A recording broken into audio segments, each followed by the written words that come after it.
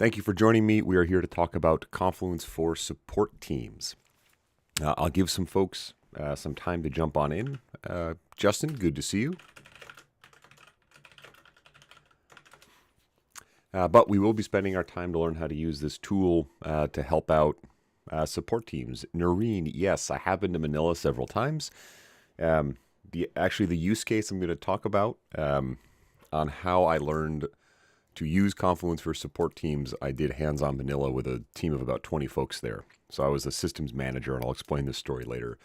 But I've been to Manila 4 or 5 times, mostly near BGC, mostly near Market, if you know where that is. So yeah, I have been to Manila. I've been very fortunate to see it. Jared, welcome, my friend. Also, we have Jollibee here in the Bay Area, which I didn't know what it was when we moved here, but I quickly learned. I think that's either KLM or Kim. Welcome from Chicago. Geetha, welcome. Thank you for coming. I appreciate that. If you all aren't here, it's me just talking to myself, and that's not nearly as much fun for me. So I can't do it without you. I will give folks a little bit of time to jump on in.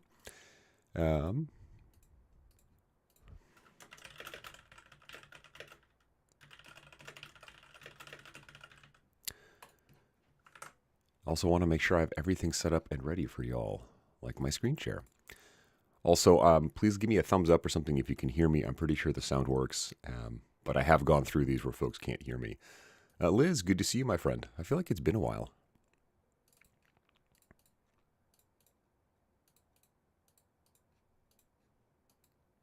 Rohit, welcome from Connecticut. I'll actually be back out your way next week for a bit.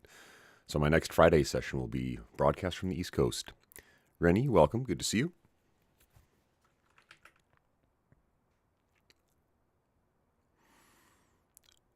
All right, I'll give folks another moment or two. Had about 200 folks decide to sign up, which is amazing. And one of the reasons I wanted to do this, I did one of these maybe a year ago. It feels like a year ago, 6-7 months ago, and it's fairly well received. All right, thank you for the actual thumbs up, Eric, and for letting me know, Liz. Barbara, good to see you, my friend.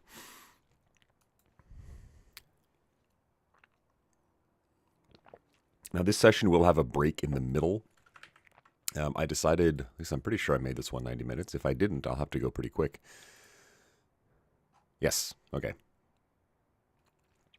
Awesome. I did a smart thing and actually made it 90 minutes. My original session of this was 60 minutes, and I felt like I couldn't get to everything I wanted to talk about. So I've been doing some 90-minute sessions, Confluence for project managers, a couple others. And even that, I can't get to everything I want. But this is a 90-minute session. In the middle, there will be about a 4 or 5-minute break for me to stand up and walk around and get some more coffee in my wonderful Atlassian mug. So we're going to jump on in and just get started. I will also use some polls from time to time. So I'll drop one in there right now just so you see what they look like.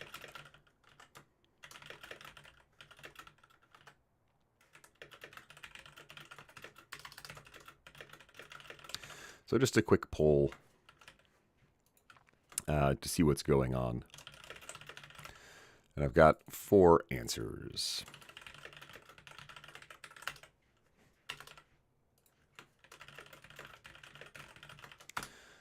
Chad, my friend, I was wondering if you'd be able to make it in time. All right, folks, a quick way of introduction. My name is Rob, or Robert if we're being super formal, and I've had a career in information technology, and my career started on a help desk. So I was the person who would deliver a monitor or a laptop or respond to tickets. And throughout my career, that's given me a lot of empathy and a lot of, I'll call it nostalgia and good feelings for folks who work on support teams. It also showed me, though, that support teams sometimes need a lot more support than they get. It feels like at times support teams can be either an afterthought or just, well, they'll figure it out. And through my career, I've worked with different types of support teams. I have created my own help desks. So I've kind of built one up from scratch. I've helped manage help desks. I've worked in a very big call center for a large US phone company. And I've seen different ways it can be done. And one of the through lines is the need for more support for support. And I say that, half jokingly just because it's fun to say, but I do think it's true. When I was working a help desk, my first role, there was no real knowledge base, so I created one because I realized, hey, we're starting to see the same kinds of questions, and I, as the new person on the team, didn't know who certain people were, or where certain servers were located, or the logical layout of the network, or whatever it was. Yeah.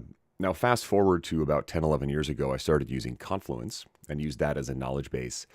I wasn't working on a support team at the time, but I was still using it to document what I learned. And so then other people on my team could also benefit from that. So I started to learn, I can help support each other. And then, what was it, 7 years ago, I worked at a very large multinational company, had a presence in Manila.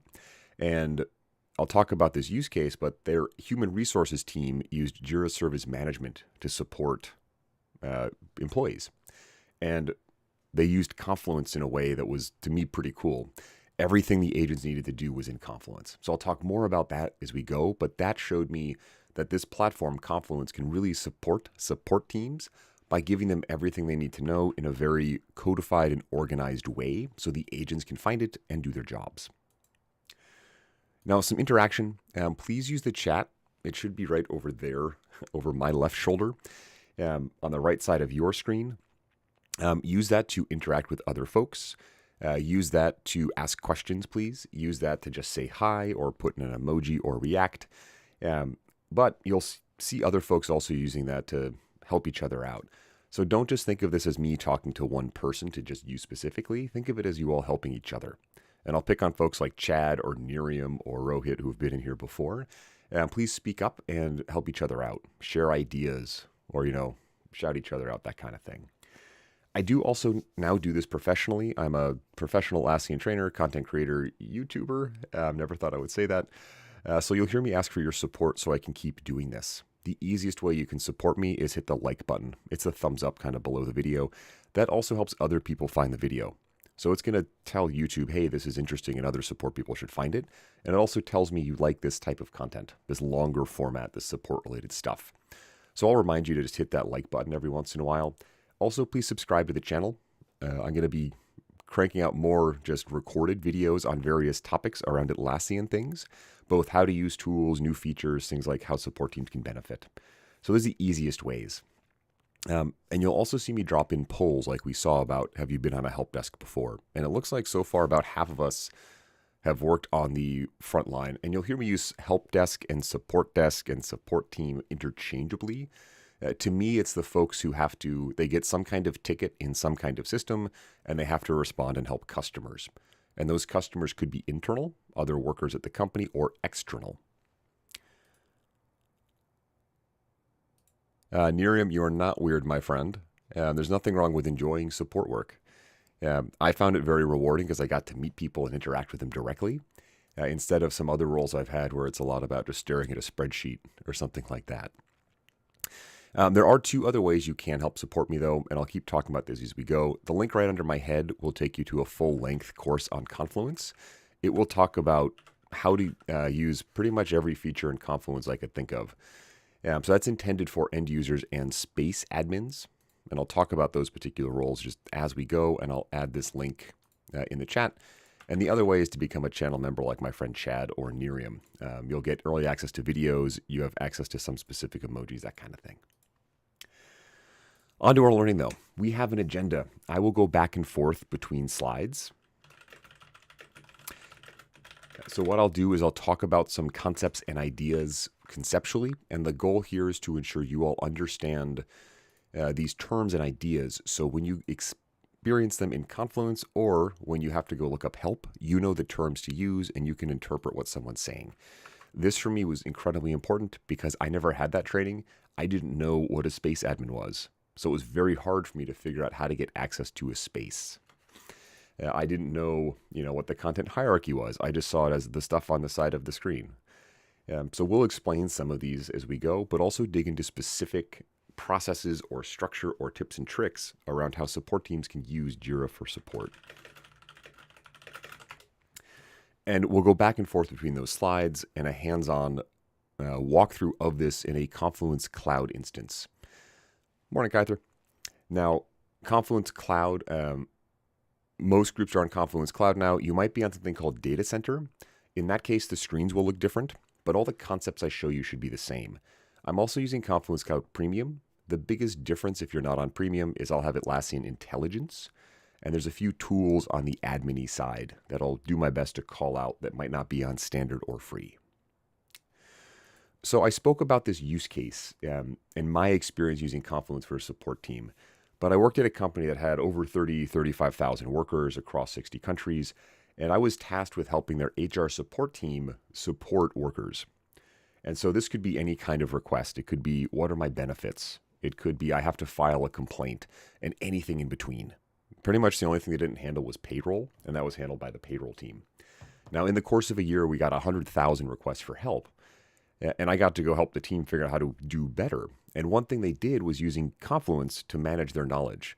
They had a Confluence space, which is just a container in Confluence to hold content and information that they curated. And they had 2 people on the team who, part-time or full-time, would maintain and manage their knowledge. And this is a super important concept that will come up again. But they had 2 people whose entire job was to make sure the team had the information they needed to be successful. And within that Confluence space was everything the team had to do. So if an agent got a ticket, someone working on the support team, they could go into that knowledge base, and if they couldn't find that thing in the knowledge base, they knew it's not for me, I'll give it to someone else.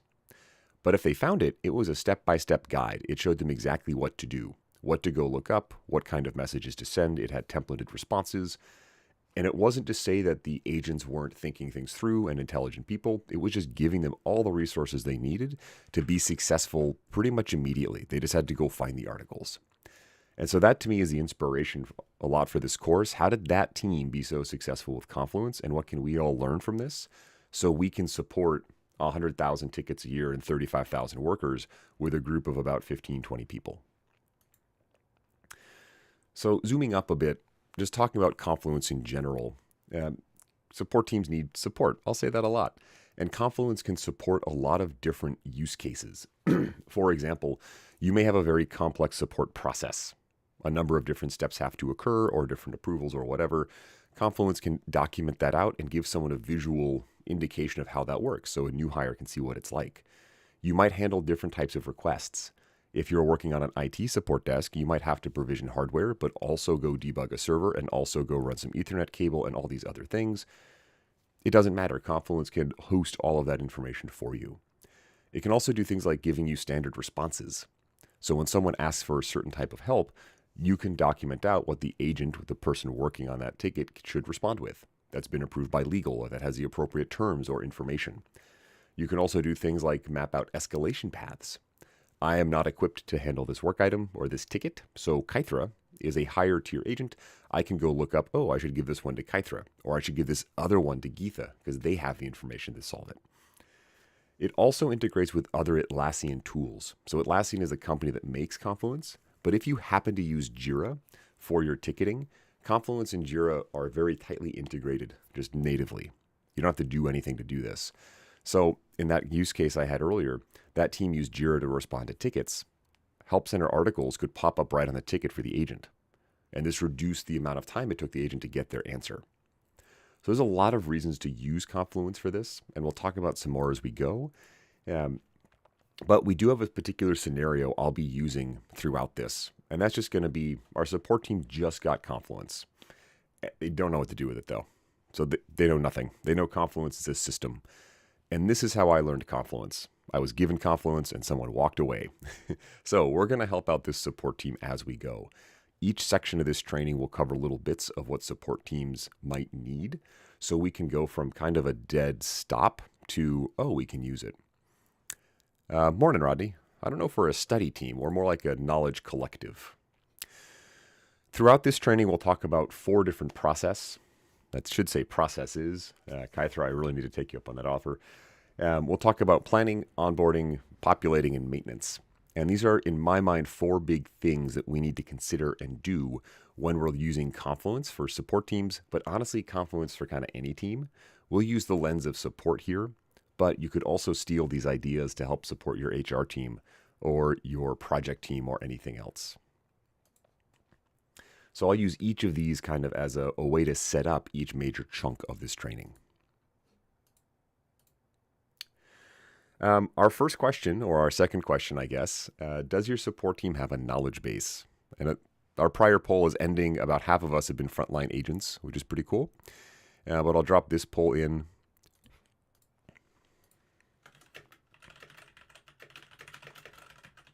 Helps if I spell properly. And if you do have one, if you're comfortable sharing which one. In the past, I've used things like SharePoint. As I mentioned, Confluence. There's no wrong answer to these kind of questions, but just curious how this works. And I'll leave knowledge base very loosely defined. It could be a Word doc on your desk that's just very robust, for example. So digging into the planning process or the planning aspect of Confluence. This will be our first major chunk. When we think of systems, we always tend to think of jumping in and pushing buttons and using features and using the tool. And this is insanely tempting because you get this new shiny thing you get to go use. But one thing we all really need to consider and step back and do is plan more. Even a little bit of planning will help us be more successful. We'll talk about planning out what types of content we need. We'll talk about finding content. We'll talk about adding content to the system, who will manage things. And it's not as exciting as using the tool. However, this has to happen because without planning, it's just a bunch of people going in and throwing stuff at the wall. The analogy I use is a library. Confluence is this beautiful library structure, and within it is all of our books and all of our resources and information. And if we don't plan out which room each book goes in or each space in Confluence, we're just going to end up with a pile of stuff on the floor that no one can use. Planning also, though, isn't just one time. We don't just plan it once and walk away from it. Again, that team that I mentioned in my use case had a group of people whose job it was to maintain. Again, our librarians in the library will go through and periodically pull books out or add new content or change a room layout to make it more useful. I'm seeing some folks use Confluence and some that I've never heard. MediaWiki is a new one. Interesting. I haven't seen OneNote used as one. That's interesting. Chad, of course, are you using all these at once, Chad, or just one?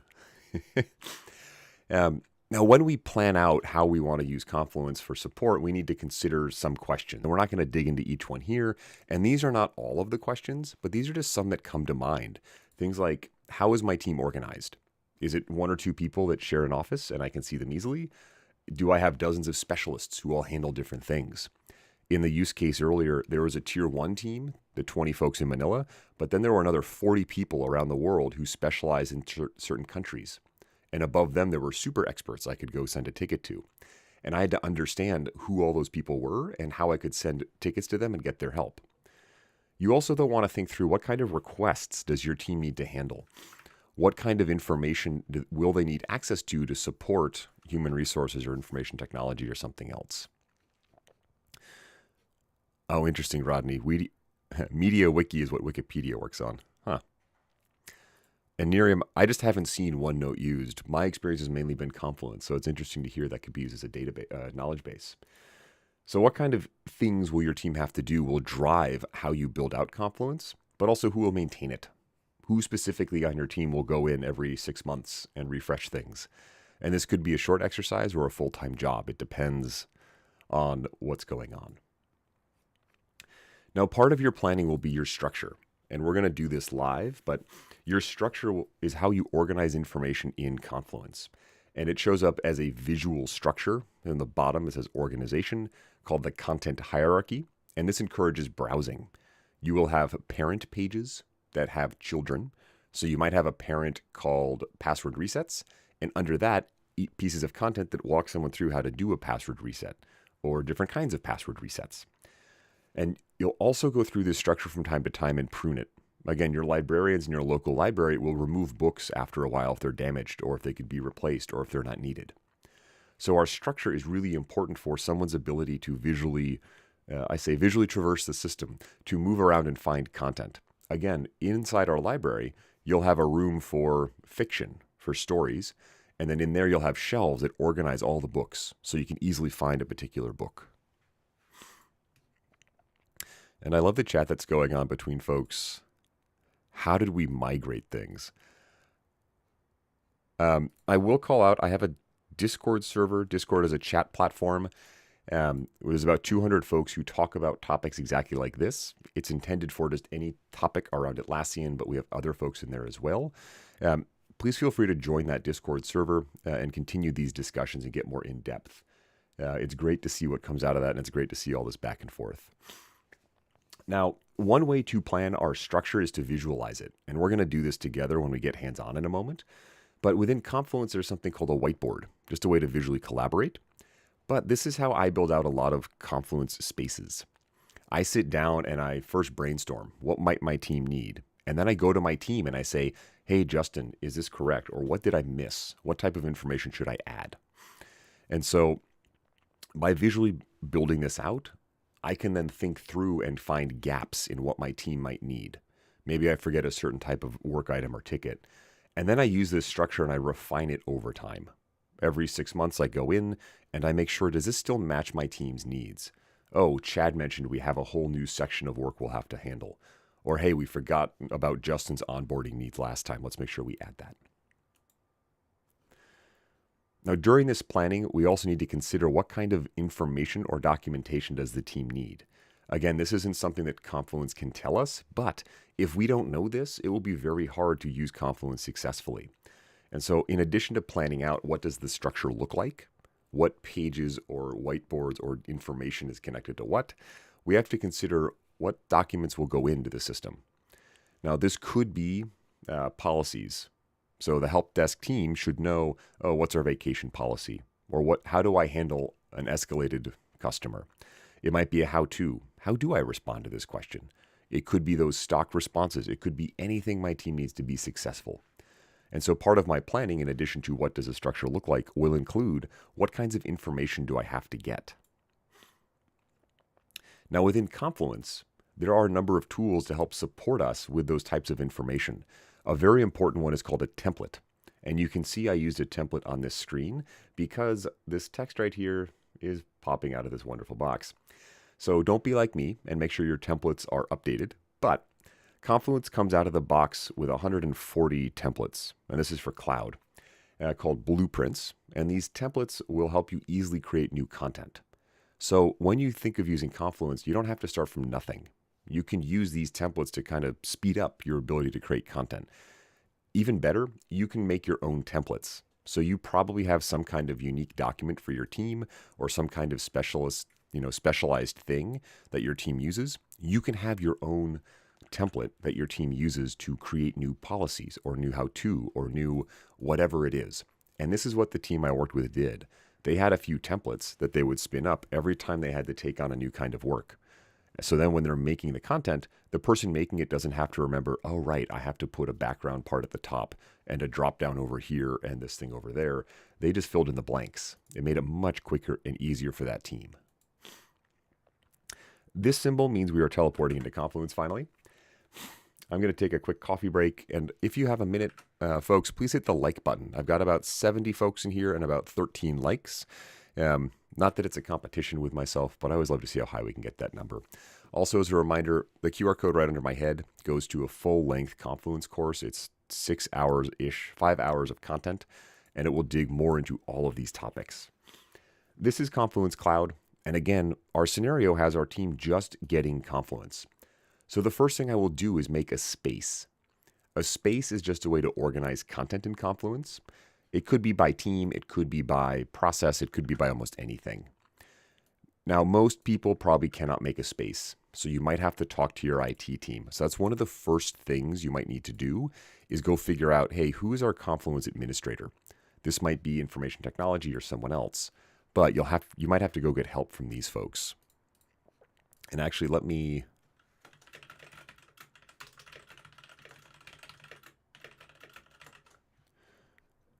just drop another quick question.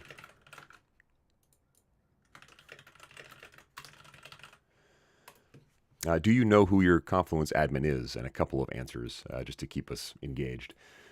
We'll need to give the space a name. And this is important because a new hire would know what's in here. So I'll just call this, support team, or maybe support KB or support. I would call it support, but that will just be confusing. I'll call this one support team. You can give it your own icon. And some of these things seem kind of silly, like what does the icon matter? But it is important for the team. You know, if they have a logo or something that they resonate with, this is useful. Ooh, we have a Jira admin in the house. Jira, for folks who are unfamiliar, is a ticketing system. So it can be what your team uses to take in requests. So you'll hear me use that term a lot. Next, you'll pick a template for the space. I'll use knowledge base. All this is doing is setting up some basic features that you can change later. So when I set these up, I don't worry too much around which one of these. I'm going to leave the access as default. And the space key is the designation that shows up in the URL. So most of this is just you set it once and you're done. And most of the time when we set these up, teams never have to come back and consider this. So I'll just create my space. Rennie, I will say we're all still in training around Confluence. It's constantly changing and adjusting. But Rennie, if you need help, again, jump into Discord with us. Reach out to me. I have plenty of training courses and plenty of videos to help out admins because it can be confusing.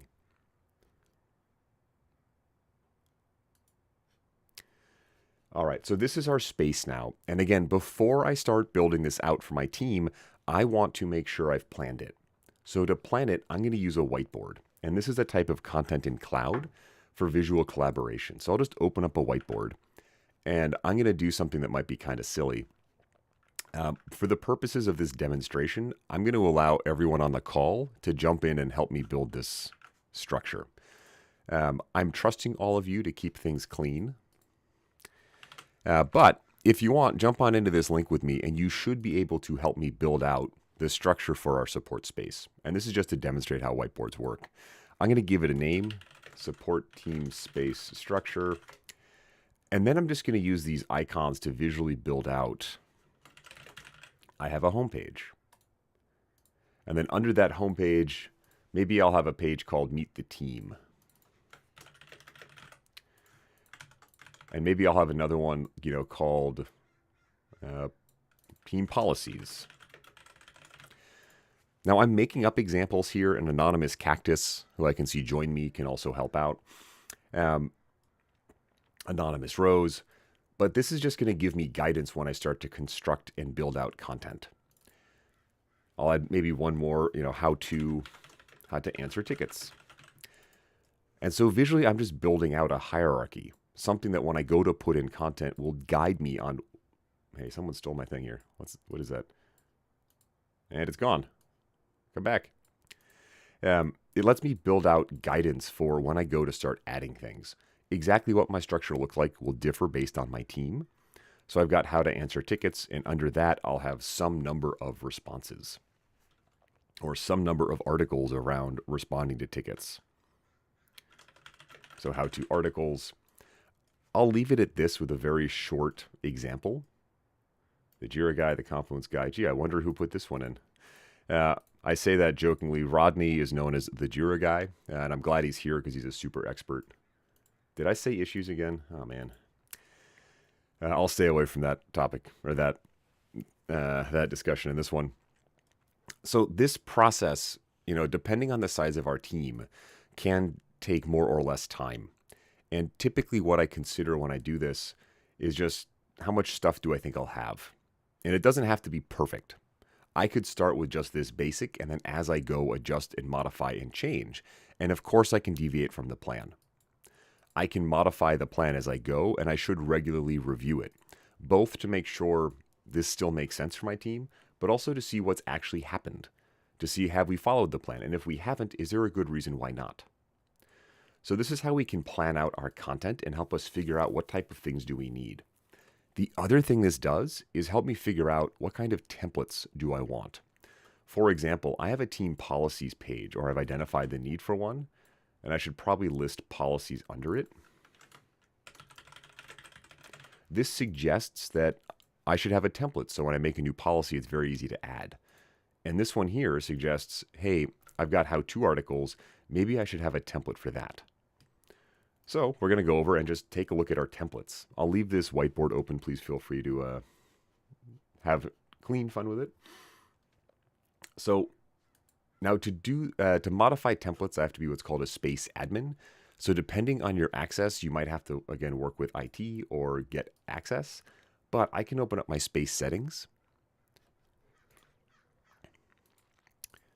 Yes, Julie. I assume you're referring to planning and not playing around in a Confluence whiteboard. If that's true, yes. Teams regularly ignore planning and they jump right into doing. And this is true not just for things like Confluence. It's true in my experience for pretty much any system and almost any process. We get excited about building and we forget the need to plan. What we're looking at here is just a list of templates. And I can see Confluence, all of the ones here just come out of the box. And I'll show you how to access these to create content soon. But I do want to call out we can edit the existing ones. So here I have knowledge base management. I can click edit. And this will allow me to modify what's going on. So this is an existing template that I can tweak. So once I start creating, I'll talk to my people making knowledge and say, hey, Rodney, do these templates work for you? Or should I change them? Or if I'm using the templates, I'll just come in here and tweak them so they are easier for me to use. So I should be coming in here frequently and updating and modifying and changing. So when my team uses this template, it's easier for them to make content. I don't want my team struggling with formatting. I want my team focused on building the knowledge. Even better, we'll eventually realize, hey, we have a specific type of template our team needs. So I'll hit create new template, and now I can make a new one. So I'll call this support team how to. And I'm quickly going to build out this template just to demonstrate that it's possible. But I'll encourage everyone as part of your planning and as part of your regular thought process around your support team to engage with them and say, hey, what kind of content are you regularly making? And which templates need to be created or changed to support you?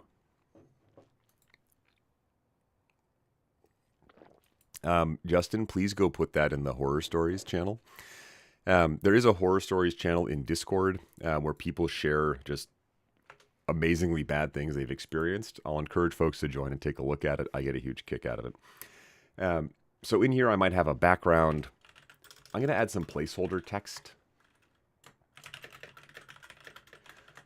And we'll see this when we make the page, but it prompts the creator to do something. And then I'll have something like steps.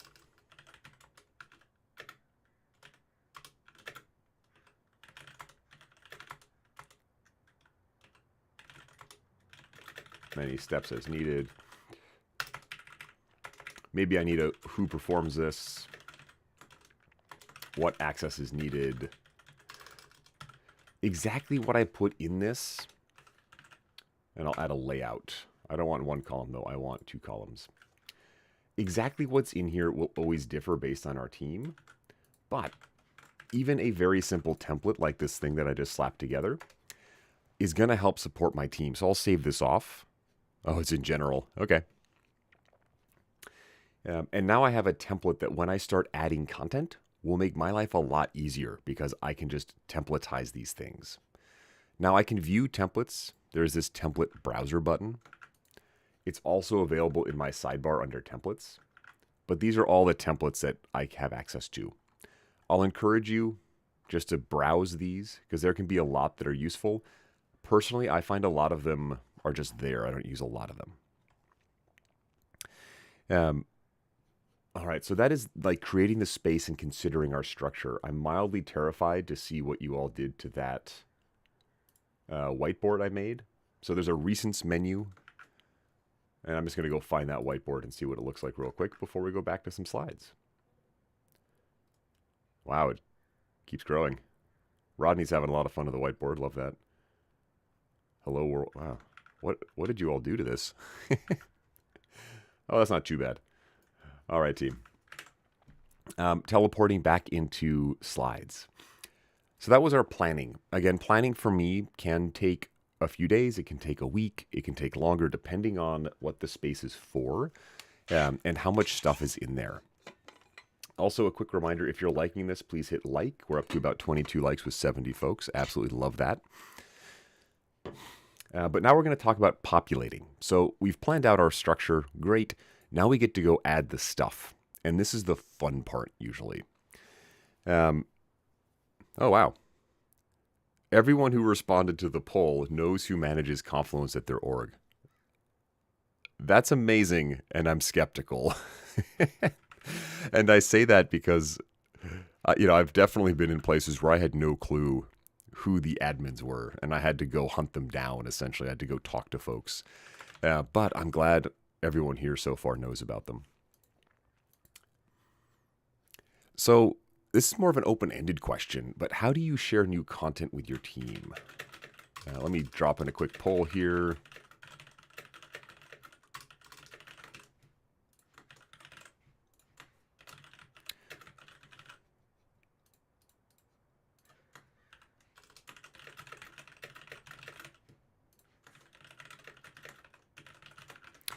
So just a quick poll, how do you share new information? And for me, this is a really important topic and concept because support teams are constantly evolving and expanding and ensuring that they get information in a timely fashion so they can help support customers is critical. Now, when we add content, we can look at existing sources. So examine what you already have. You might already have a Confluence space that you inherited. Go dig around and see what's in there. You might have Word docs or Google Docs. You might have SharePoint or something else. But before you just blindly chuck it into Confluence, review it. Make sure it's accurate and make sure you actually need it. It's possible you don't need to bring some things over, so don't. But once you've determined, hey, I need this, add it in. Add it to your content hierarchy, your diagram, and then pull it into Confluence so it's useful. However, there's also going to be a gap. You're going to realize, hey, there's things we need that we don't have. And that's important because then you can go create it. What's your plan to go get it? So by examining what you already have, you can then determine, hey, here are the 10 things we do need. These how-to articles, these policies, these meet the team pages, whatever it is. But you can't do that unless you know what's missing. So this is another part of this process that can take a lot of time. You're going to have to go in and look through everything and make a spreadsheet and track it all somehow.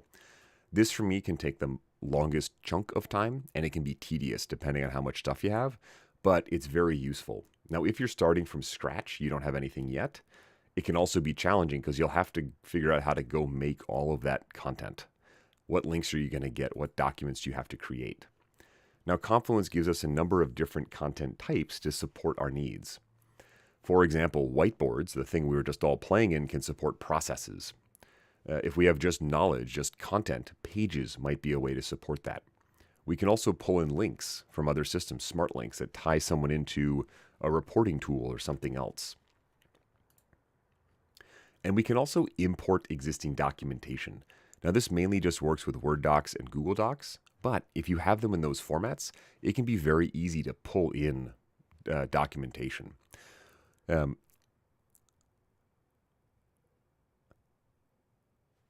Justin, I'd like to unpack that a bit more. Try to blog, a page/blog. Those are two separate things, my friend. So which one did you try?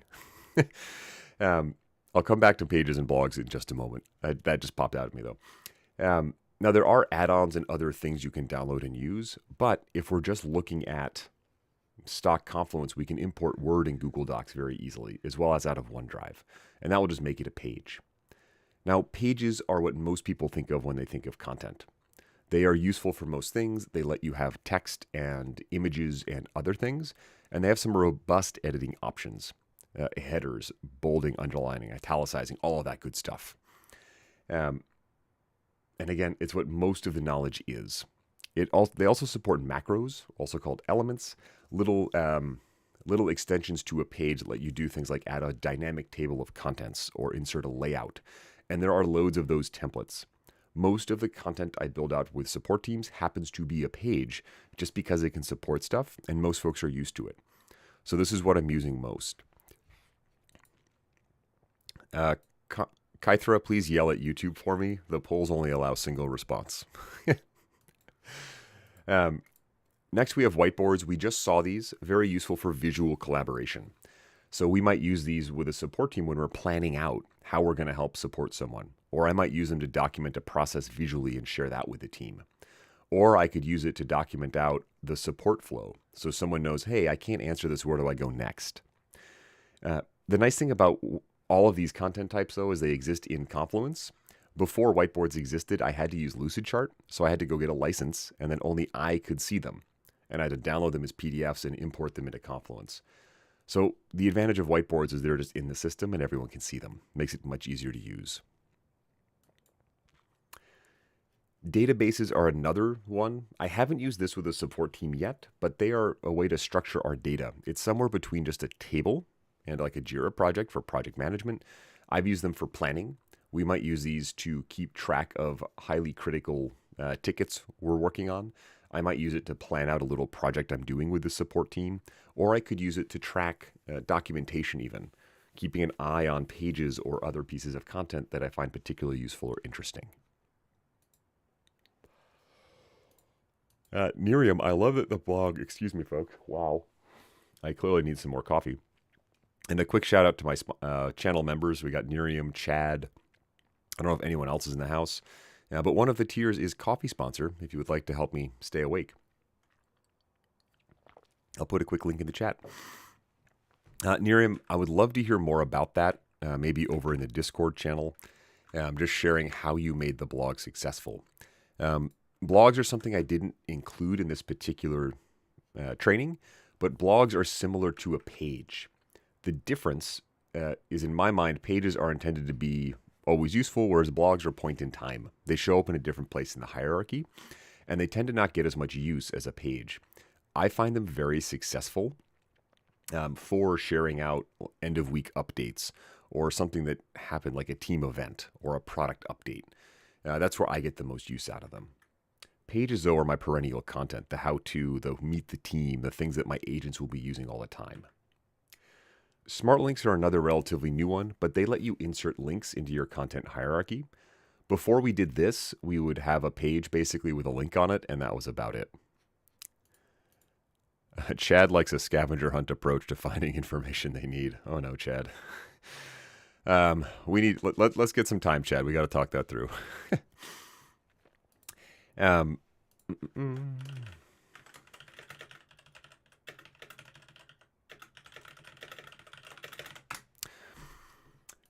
We can embed pages into the hierarchy, though, and this is really useful, or embed links, because now I can send my agents directly to additional resources, and this can just be part of the content. It looks seamless, like it's part of Confluence. And I mentioned formatting. So on pages, I'll talk about this more, but formatting is important because it'll make it more visually interesting for folks. We don't just want a wall of text. We want to make sure when our agents go to a page, they can easily find information and browse. And this is where that template comes in. It's pre-formatted. The agents just have it, so they kind of know what to expect. All right, folks. I went through that a little bit quicker just because I wanted to get more hands-on, and we're closing in on our quick coffee break. But again, a quick reminder, hit that like button if you haven't. We're up to 24 likes and about 55 folks, which is amazing. And now we're jumping back into Confluence Cloud. I lied, it's right here. Our whiteboard is continuing to evolve. I've got a llama, Rodney, and a bee. Okay, I'm always curious where these go. Now I'm going to just start adding some content. And I'm just going to add a few pieces of example content. And I'll loosely base it off the top 3 pages here. My meet the team, team policies, and how to answer tickets. All this other stuff exists, but I'll just focus on the top 3.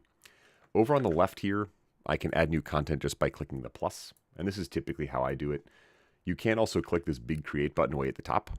That's another way to do this. But I'll just click make a page. And this one's going to be meet the team. So I'll give it a name. And you'll notice it starts out blank. This is where templates are important. It can be really hard to get started from a blank page. So along the bottom, I have this little bar that has a few templates. And you'll notice as I mouse over different templates, it just puts them on the page for me. Now, I don't use this bar all that much. Instead, I click on all templates, which is the last button. And this then brings up this sidebar, which lets me search through templates. And this is where I have 141, but I can search with keywords. So I'll just type in team and see if I find anything. Anything good? Something about Lenny. Maybe meet. So remind your team that you can search through these. I'm going to pick one of these at random just to... Oh, interesting. They're now pushing me to whiteboards. That's new. I'm quickly just going to pick one of these to add it in, just to demonstrate how they work. But I've got an all hands meeting template, and we can see that just slotted in a whole bunch of content for me. This reduces the amount of thinking I have to do, and this really helps speed up support teams especially. You don't have to train them as much on how to format a page. You might tell, say, Kythra, hey Kythra, every time you make a new how-to article, use this one template, and then just fill in all the blanks. So from here, I'll just hit publish, and that'll make the page live. I do have some options with content in terms of restricting or adding permissions. So by default, everything will be open. If you can see the space, if you have access to the space, you can see the content and edit. But I could click on that pencil, and I could choose to change that. I might say, Andrew, Lauren, Amanda, and Caroline can see it. And I'm going to change this to say, these people can edit. Everyone else can view. So it's restricted. Only these people can edit. I can edit. I'll hit save. And now I can see only specific people can see or edit the page. Typically for support teams, I want to keep things as open as I can. I might choose to prevent edit access depending on the page. Like maybe my tier 1 agents don't get edit access. They can only view. But in general, I want things to be open so people can get in and my agents can help update things as we go. Of course, we want to keep an eye and just make sure it's being updated properly, but we can lock down pages. From here, I would just go back and forth between my structure. I now need a team policies page. I'll quickly just go add this in, team policies. Woo, that was if I spell. And on this one, I'm going to build my own structure. So I mentioned all these editing options. There's this bar at the top, and it gives me things like, we can't change font size, unfortunately. We can, however, have heading sizes. So this will let me do, larger font, essentially. But I also have all the classics, bold, italic, underline, font colors, all of that stuff up in the bar. Come back. All of our policies. Yay. Now I'm going to use what's called a macro. I don't want to have to paste in a link to every policy. So instead I'll hit the / on my keyboard or go up to this plus. It's the same menu. And I'll type in children. And what this will do is as child pages are added, it will just automatically pull them in. So when I'm thinking through my content for my team, I also want to think through how do I make it easy for them to find stuff. And one way I do that is by inserting these macros, because they'll make it easier for me, but also automatically update the page. So I'll quickly add a policy. So I'll just make a brand new page.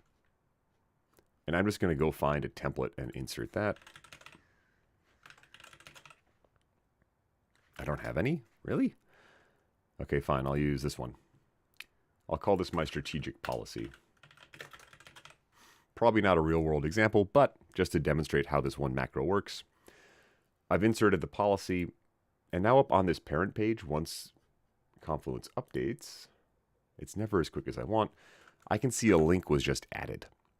So there are a lot of tricks like this, a lot of macros that make it easier for me as the person setting up Confluence for my support team that do things like this, that automatically pull in information, or that automatically build a table of contents, or that link a Jira ticket to this page, or that do a lot of different things. And again, where I find that is I open up the page, I click edit, under this plus menu. I won't go through all of these. There's a couple that I just like off the top of my head. For example, table of contents, or the decision or info panel, but these will make it easier for me to create content because it'll help do things for me. The last one I had to make, I think, was a how-to.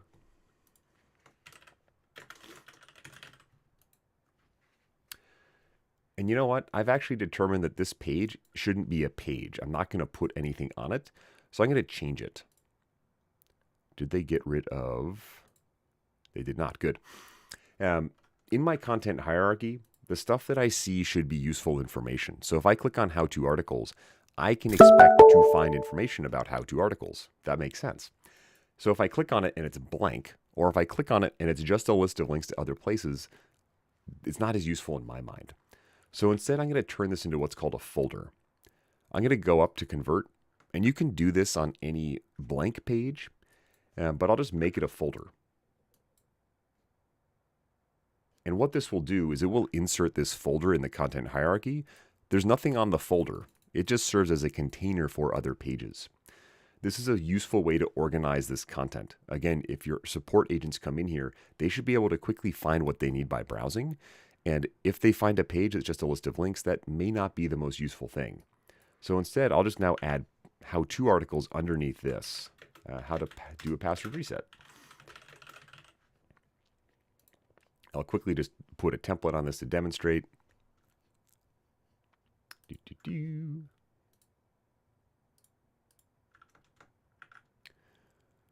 But now I can see I have this folder. I'll even put this little guy in there. There we go. That again is helping me organize the content visually so folks can find it more easily. Did I get a Google Calendar notification?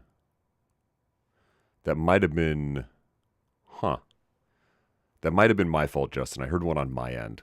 And it's possible my wonderful, professional YouTuber setup picked it up. There's always something that happens during these. My laptop's in the other room. That was that one. I'm losing my mind, folks. So that's how we're adding content. I mentioned, though, that there's other content types. And if you click the plus, you'll see some of them. We've seen the whiteboard, but we also have a smart link, which when I add these are relatively new. I'll do learn.heen.tech. This is where all of my learning courses are found. Oh, it's not valid. I hate this. https:////. When we add this in, it will appear as though it's content in Confluence. So it shows up in the sidebar, and you'll even see it pulls down the favicon, I think it's called, little icon from the website. But this embeds it into Confluence, so it looks more like it's part of Confluence than it's a link out somewhere else. Depending on what you smart link in, it shows up a little bit differently. For example, I believe YouTube videos show up full screen. I'll just grab one real quick just to demonstrate what this looks like. But this is another great way to support our teams because it makes it more seamless. I can send someone to this YouTube video, but this looks like it's part of Confluence, even though it's a link out to YouTube or some other system. And if I hit play, this video will just play within Confluence. This is important because it, again, makes it more seamless, but makes it easier for my agents to get what they need. They don't have to go open another tab and get confused that they're on some other website. This just looks like it's part of our Confluence, even though we know it's not. So this is something I've been playing more with, but I really appreciate that it can be embedded directly into my hierarchy, because now I might make this a how-to article. And I did something very silly. I didn't name it, so I need to rename this thing. I'll just call it How to Confluence. There we go.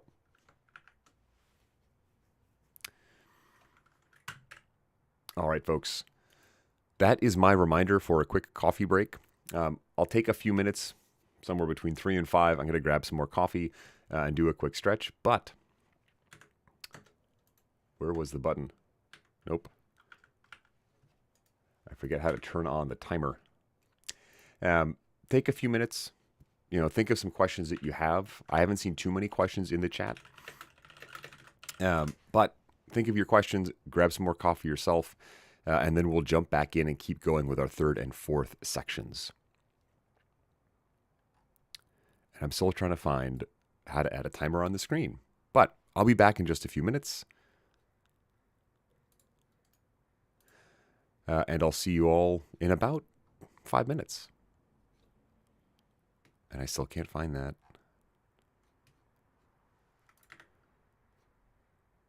It says in the bottom corner. Here we go. Aha.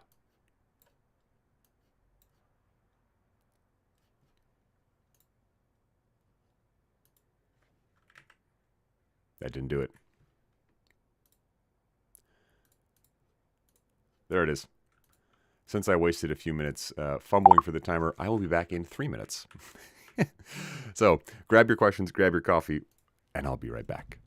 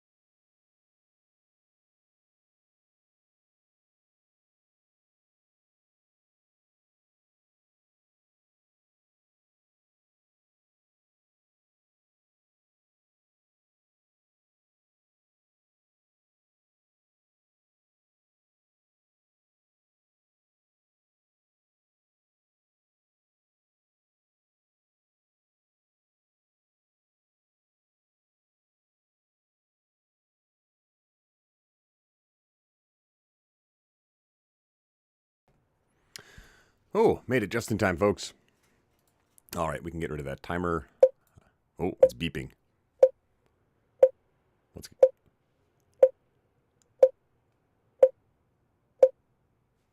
still beep. Oh, well, that was a nice sound. All right, folks. I hope you all got some delicious coffee. I know I got some. Rohit, yes. Smart links have been really, really useful. Again, mainly by getting rid of that need to just paste the link on a page. I also like them, again, just because they show up in the hierarchy. They appear to be Confluence content, even though they are something else. All right, folks. I hope you enjoyed your break. Give me a quick thumbs up in the chat if you're still here. Looks like we lost some folks, which is completely okay. It's also the top of the hour. Usually, again, these are only 60 minutes. So if you all have to jump off, this will be recorded. So you'll be able to catch the rest of it. Also, consider becoming a member. You'll get access to, videos early and that kind of thing.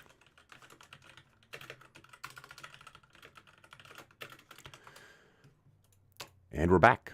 So we've planned out our space, our content, we've populated it. Now we have to figure out how to onboard folks. And this is an ongoing process.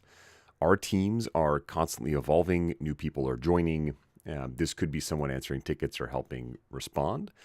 And it looks like in terms of sharing content, we mostly do it by instant message, which I kind of get a kick out of. But what do you do when someone joins the team? And I'm asking this because it's very important in terms of getting them up to speed.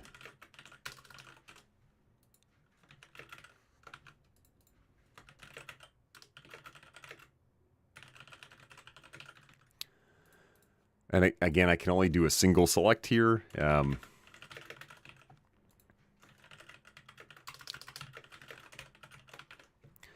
But just some ideas. Now, when someone joins the team, I do my best to give them a walkthrough. DJ squared. I love the little hypertext, supertext there. And what is it? Sorry, my brain just derailed itself. What does DJ squared mean? Are there two of you? Now, when someone joined my team, what I would do is I would do my best to sit down to them for 15 minutes and introduce myself, but also walk them through. No worries, Justin. Have a great day, my friend. I'll catch you in Discord and hopefully in the next training. And again, here's our Discord link if you all want to join us.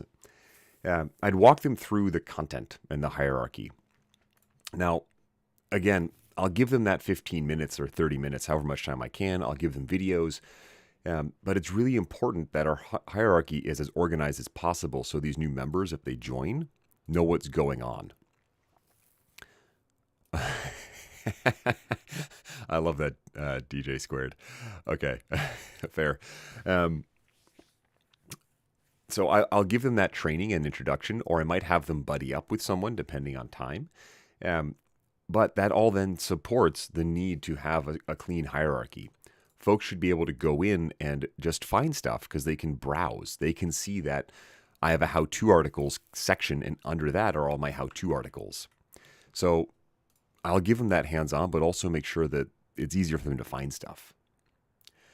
Now, I will also give them basic training. And when I have the luxury of time, I will do this hands-on. I like to meet people that way, or I'll have someone else train them, or it could be recorded. The point is, though, I don't want to assume they know how to use Confluence. I don't want to assume they know even how to open it. I don't want to assume they know how to navigate the hierarchy. I don't want to assume they know how to comment or search or add content. So I'll figure out some of the basics I want them to know, and this might differ based on the team, or I might talk to my team for ideas, but I'll make sure they have access to that knowledge, and I'll train them on how to do those things.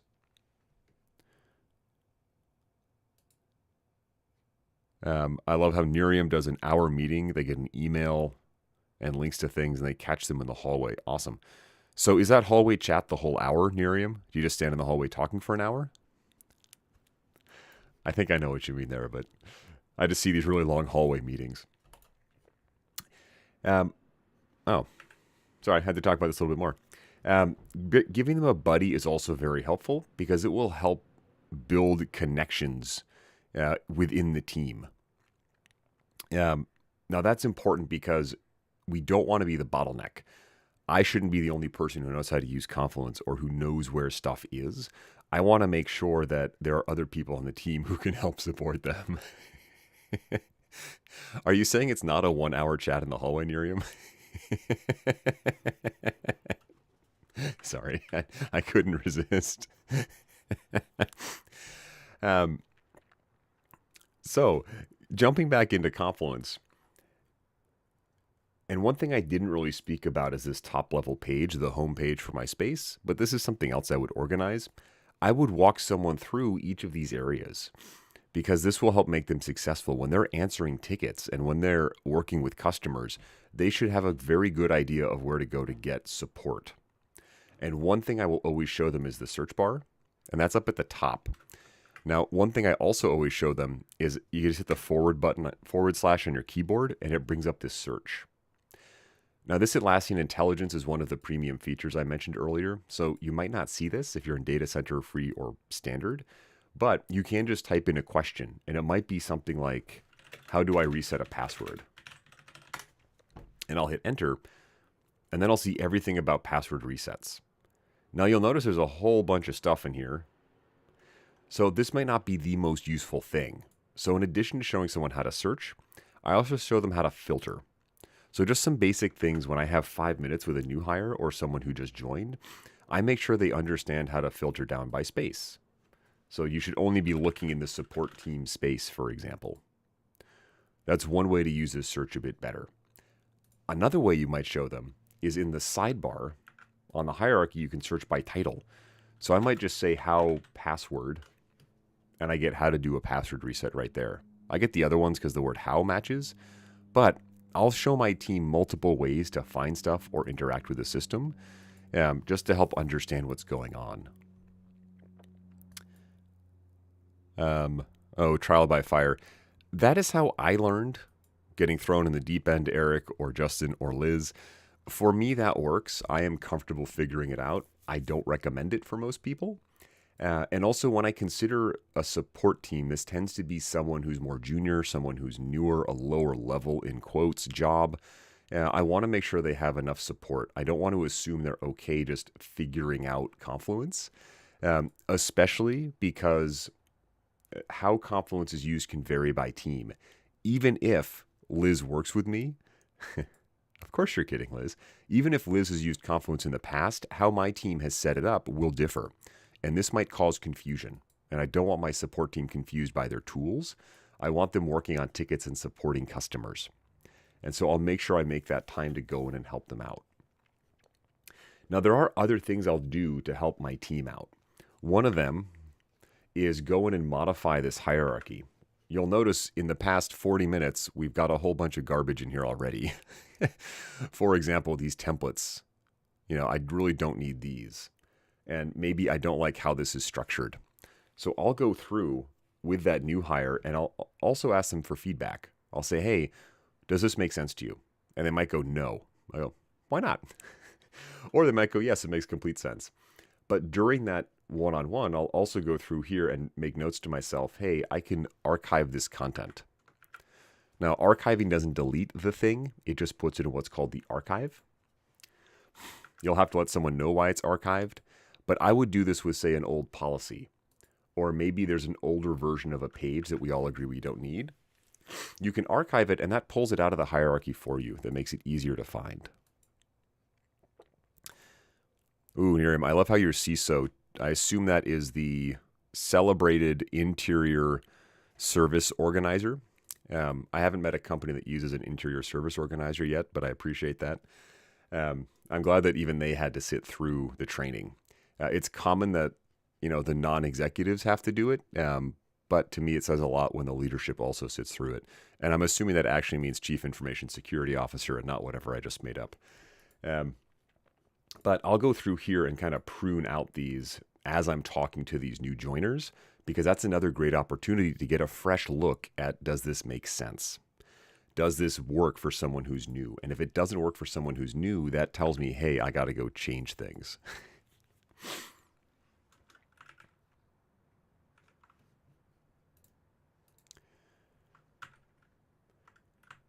All right. Last is maintenance. I briefly spoke about this earlier. Maintenance, along with planning, is another area of the system that many groups forget about, honestly. We get all excited about deploying Confluence for our support team or onboarding folks or making content that we kind of forget we have to keep this thing running over time. And every knowledge base will become stale almost immediately because things change. And depending on what we're supporting and how, this can happen very quickly for a support team.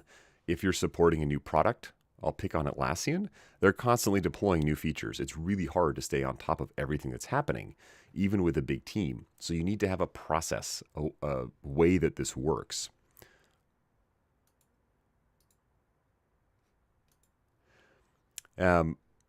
All right, I'm going to close our prior poll. What do you do when someone joins the team? You walk them through the process. Love that, over half.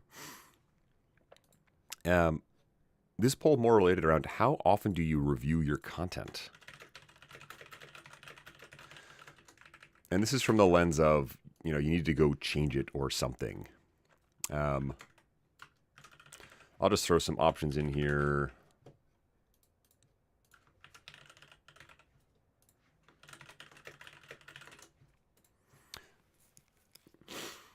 I'll say I hate to say there's a wrong answer, but there's at least one wrong answer in there.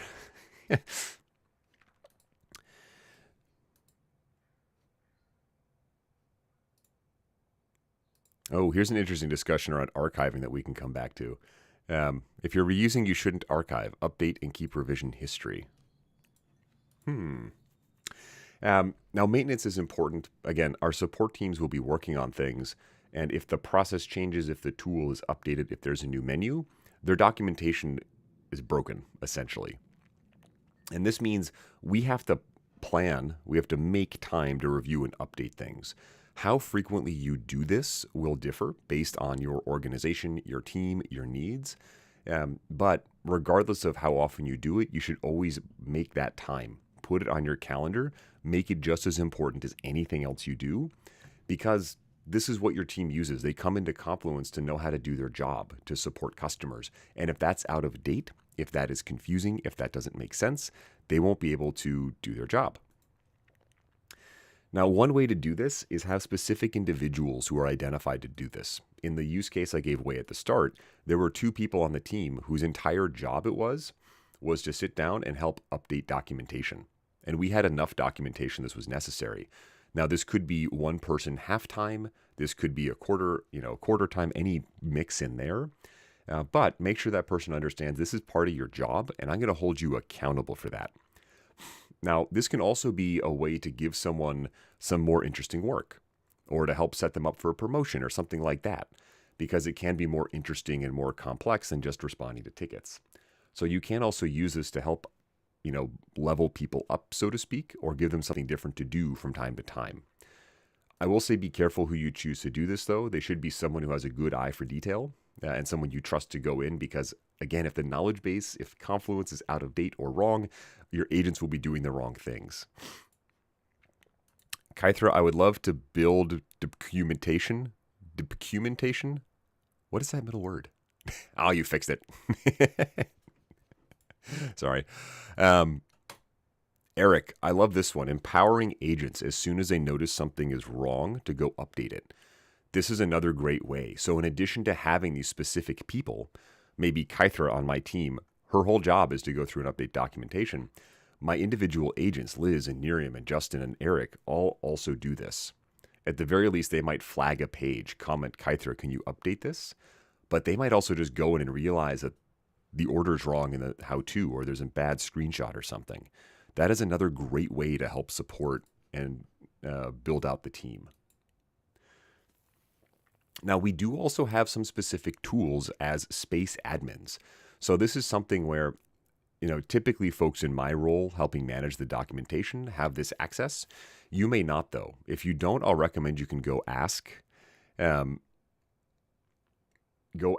team for this access. This might be talking to IT, but this tool called Mission Control that exists in Cloud Premium and Enterprise makes it very easy to get an idea of what's going on in the space. For example, you'll see how much content exists. You'll get high-level analytics. You'll see what content is stale. And I saw some people chatting about, I think it flew by, it's in here somewhere, Nerium, Mark's pages that have been haven't been updated or used in 6 months. Very useful. This Mission Control helps you find that. So this is something that I, as the admin, look at, honestly, sometimes daily, but at least weekly, just to see how is the space being used? How are people interacting with the content? Because it will instantly flag things for me that I have to go dig into. I have to go look at why is so much content being created in the past week? What happened that changed? Ooh, Nerium, I'd love to hear more about that. As I read this, what I'm hearing this say is if a piece of content in Confluence hasn't been updated in 6 months, automatically create a ticket in Jira to go update it. And we'll talk about Jira integrations in a moment, as well as automations. But this is something I don't need any special knowledge to do. I just need access to Mission Control. And this helps me identify and understand what's going on in the space. I also have analytics, and this gives me engagement. So when I'm thinking of my support team, all of these metrics help me understand how is it being used. Of course, I will still talk to the team. I'll sit down with folks and say, okay, Liz, do you find this useful? What's the most frustrating thing? So I'll regularly poll for feedback, but I can also use objective data. I can see which users are using content the most, or which content is being used the most. And that can then guide me to find pages that I could archive, I could get rid of, or maybe guide me to pages I have to update, or guide me to users who are in there a lot. And maybe I use them as folks to help me update things because they're really familiar with it. So taking time both as a team level to update things, but also as an individual admin is very useful because it'll help uncover patterns. It'll help uncover how is my team actually using the stuff that we build out, and how can I then support them and be successful. Now, automations have come up in the chat. I won't dig into these too much, but I do want to make sure we're all aware of them. Automations make Confluence do work for us. They're great. We have to consider, though, what do we want to automate? There are some things that Confluence might be great at automating and some things that they're not so good at automating. For example, in the chat, we saw an example where, hey, if a page hasn't been updated in more than 6 months, send someone an email. That's very, very useful because you can get an alert. Hey, Rob, go update this page. When I consider automations, I want to watch how my team works or sit down and talk with folks to see what they're doing regularly, because automations can take that work away and make sure it gets done and free up the agents to doing other things. So automations are their own entire planning cycle. We'll want to go through and make sure we take time to plan out how do the automations work. Eric, I believe analytics is just premium and higher. There are some free add-ons. Because I think they're free add-ons for any tier of Confluence. I think Aura Analytics is one that you can get that do something similar. But the specific tool I showed you, Analytics, is premium and up. At least last time I checked. Automations, though, are in all tiers of Confluence. Depending on your tier, you might be limited to the number of automation runs you can have. So just a heads up there. Automated creating a weekly stand-up. That's another great use case. If there are processes your team performs on a weekly basis, you have a weekly meeting with the team, you can have an automation make that page for you, add people to it, do other actions. So the goal here isn't to become automation experts in this, in the last 10 minutes. It's just to understand automations exist and that we can automate a lot of stuff. Oops, and I'm clicking on the wrong thing. So quickly popping back to Jira, quick reminder, hit the like button if you have not yet, but also check out my learning options. The QR code directly under my head will take you to a complete guide to Confluence. And I'll put the link in the chat as well. That's 4.5 hours of training on Confluence to help fill in all of your knowledge. So here we are back in Confluence, and I'm going to open up, again, as a space admin, my space settings, and I'm going to look for mission control. I will find a different space that has actual information in it, because this one is brand new, so nothing has happened yet. This one should be interesting. Here we go. So at the top, I get information like what content has been created, how many views, etc. And this is useful just for trending. But if I scroll down, I also get more activity. I can see what's being viewed, what types of content, what's the most viewed content, what's been created or updated. And if I scroll to the bottom, I'll see very useful things for support teams. What is inactive, no views or updates in a month or 6 months, and what doesn't have an owner. I haven't spoken about owners yet, but when a page is created, whoever created it becomes the owner of the page and is considered the person responsible for maintaining it. If that person's account is disabled or deactivated, there's no new owner. So a new hire would go and see Justin was the owner and can't get help from them. So these two are very useful for support teams. Again, I want to be reviewing stuff regularly, typically quarterly, every 3 months at the most. So if I have content that hasn't been used in 6 months, that's a massive red flag that I should go either remove it or change it so it's more useful to my team. The other tool I have is this analytics button. And this is what is showing me engagement. What's being used, what types of content, or what actions, views, updates, and created. I can expect on a support team views to stay fairly consistent. And hopefully updates are fairly consistent as well. That tells me the team is actively going in and managing things. If I don't see a lot of updates in my content, it suggests I need to be more hands-on, but also helping out with folks and encouraging them to. Jill, mission control. In the context of this training, it is space specific. So what I'm showing you here is just for the space called HeanTech. If I were in the support team space, it would be just for the space called support team. If I'm a Confluence admin, there is a instance-wide mission control. However, most people won't have this level of access, what I'm showing you right here, because this is an administer over all of Confluence. So typically what we'll have is just access to the space. So I see analytics and information just for the space. And same thing is true for this analytics tab. I can go in and see what's the most popular content. And maybe I can look for stuff that hasn't had many views. Wow, this is about a year old. It hasn't been updated in a year. Maybe I should go do something with this. Probably archive it. No views or one view. Excuse me. I can also go in and see which users are active. And this is useful on my support side because I can see who is actually using the knowledge base. Typically on support teams, the expectation is you're reviewing the support doc before you're taking action. So if I see someone who has substantially less views, I'm first going to ask myself, are they new? And then going to ask myself, why isn't this person using Confluence? They probably haven't memorized everything. So I might go sit down and have a chat with them. And this can help uncover, potential weaknesses or things we have to go help out with. And I can see we have a lively chat on updating things. I spoke about automations and briefly just going to show them before I have one more topic. But automations, again, take some action in the system. The example I'm showing you creates a new page every week.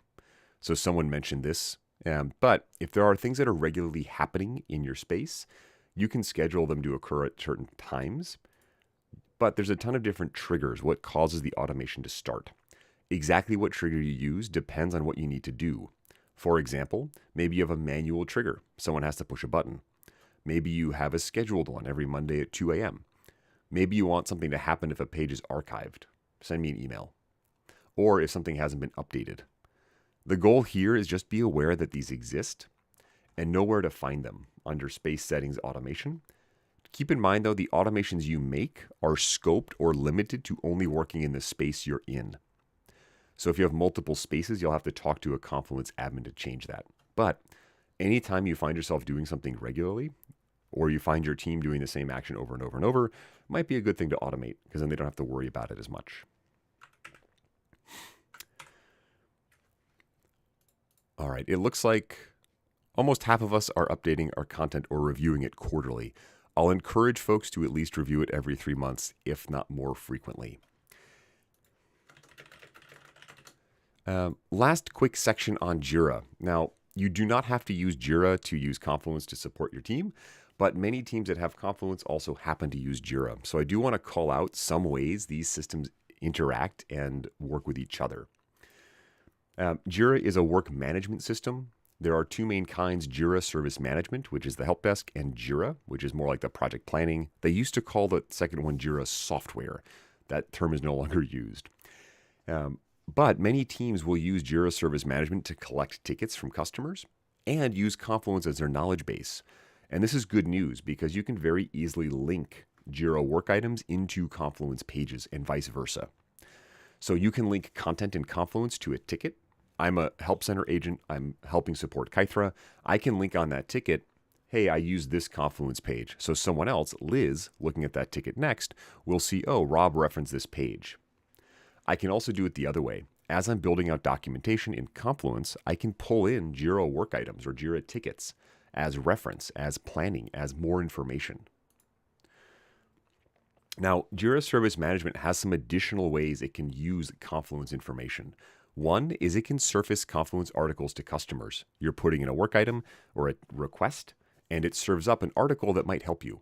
And that can deflect the ticket. This can support your team by preventing the need for them to answer a basic ticket. You can also support human agents. When they're working on a ticket, they can get a little pop-up directing them to articles that relate to what they're talking about. So again, supporting our agents. They don't have to go into Confluence. The system is just serving up an article that could be helpful. And these also feed virtual agents. You can set up a Rovo agent. Rovo is an AI tool that will help answer tickets. And one thing it can do is reach into Confluence to get access. Do you mean help desk or help desk, Justin? Was I saying it poorly? I'm sorry. I'm curious what the wince comes from, my friend. It's also my habit of referring to the place I go to get assistance or put in requests.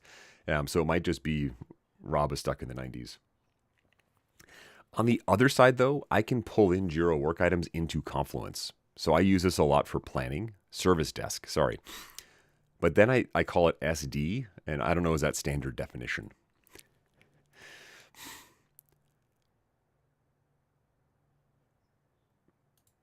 All right, I'm getting voted down. It is called a help desk. Most of us use Jira. I'll drop one more poll in here very quickly.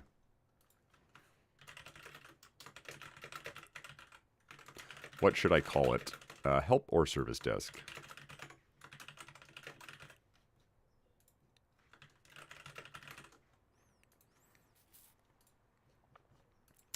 I can pull in Jira work items into Confluence in many places. I can put them in on a page, and I can see here a list of work items that meet some criteria. I can pull it into a whiteboard to visually represent it. I can pull it into a database to plan it. The point here is just to remember, if you're using Jira Service Management or Jira, you can very easily integrate and share information between Jira and between Confluence. So keep that in mind as kind of a parting thought.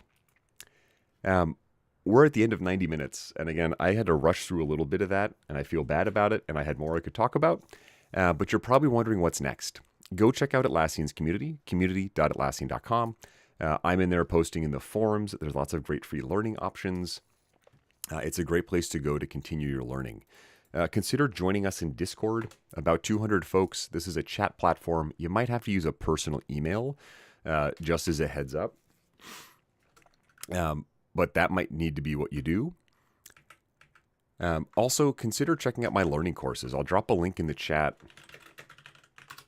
and I'll briefly show it here. But if you go to learn.heen.tech, that will take you to this page where I have a number of different learning options. Now, I'll be continuing to add to this, but it covers topics like Jira, like Confluence, like using virtual agents. Now, these are all paid, and some of them do include exam vouchers if you're taking exams. But if finances are a challenge, please email me. My email is right at the bottom of this screen. It's more important to me that you learn and expand and get better. So please consider supporting me by purchasing one of these courses. I also am available for live personalized training or for teams. So if you have a need for me to come in and help you all out. Hello, IT. Have you tried unplugging it, replugging it again? That reminds me of some old memes, Nerium. Thank you. I do want to thank you all, though. Please keep exploring Confluence for use. It's a great platform for a lot of use cases. And especially in my experience, I was just stuck with it. That's what I had to use, so I figured out how to make it work. Please keep checking out my content, though. I'll have continued live sessions as well as recorded on my channel. And check out others' content. So please like the video if you haven't. Subscribe to the channel so you get those updates. And consider becoming a channel member. This will get you early access to videos and some other things. Otherwise, thank you for learning with me. I enjoy talking about this kind of stuff. I learn a lot from the chat, so thank you to everyone who contributed. But jump into Discord. There's already some chatter going on about this particular live training in there. But reach out for help. Again, we get stuck with these systems. They can be challenging to use. You're not alone. Other people have experienced it, and there are other people who can help you improve and get better all the time. And I am included in that boat. I am constantly improving and getting better. So thanks again. I'll leave the chat open for a little bit while I close some things up on this end, but consider hitting some of those links I shared, whether it's channel membership, joining Discord, or the learning courses. And have a great Thursday wherever you happen to be.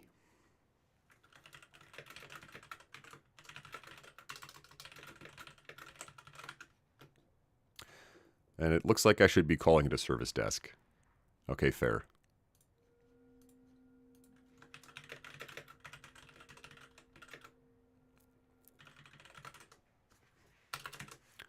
And one final request. Was this useful? Yes or no? If not, let me know how it could be better. Geetha, please feel free to reach out. You can email me below or find me on LinkedIn. Any which way works for you. I'd be happy to kick around ideas. Also, you can find me in that Discord channel. That works too. Justin, thank you so much for joining. Always good to see you, my friend. Eric, appreciate you jumping into chat and sharing your insight. Always appreciated. And hopefully you found something useful in here. Rennie, welcome, and it's good to see you. Jared G, thank you. DJ Squared, if you're still in here, love the name. And to everyone else again, thank you. Barbara, you're welcome. I'm glad you got something good out of it.